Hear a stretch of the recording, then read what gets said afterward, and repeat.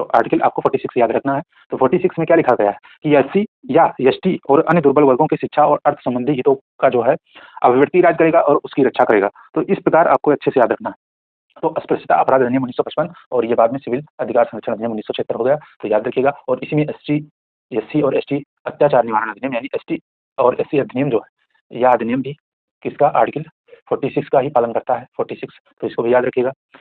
अब बात करें तो एससी एसटी के लिए अधिनियम तो आए ही, साथ में 65वां संविधान संशोधन अधिनियम 1990 आया, जिसके लिए एससी एसटी के लिए राष्ट्रीय आयोग की स्थापना का व्यवस्था किया गया संवैधानिक तरीके से। तो 65वें संविधान संशोधन 1990 के द्वारा एससी और एसटी के राष्ट्रीय आयोग की स्थापना की गई और बाद में 89वें संविधान संशोधन, ध्यान रखिएगा 89th नंबर का जो कॉन्स्टिट्यूशन अमेंडमेंट आया, उसके माध्यम से इन दोनों आयोग यानी एससी आयोग अलग हो गया और एसटी आयोग अलग हो गया, दोनों आयोग का पृथक्करण किया गया। तो भूलना नहीं है, स्पष्ट रहना चाहिए क्या किया गया। पहले तो अगर नहीं दिख रहा हो, नहीं समझ में आ रहा, तो एक बार फिर से मैं रिपीट करना चाहूंगा क्योंकि इंपॉर्टेंट है।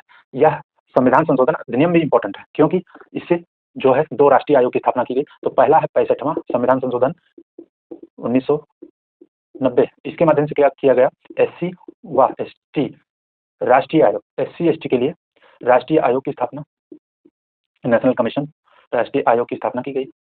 लेकिन बाद में क्या किया गया कि जो आपका 89th नंबर का कॉन्स्टिट्यूशन अमेंडमेंट आया 2003, इसके माध्यम से एससी के लिए अलग आयोग और एसटी के लिए अलग आयोग।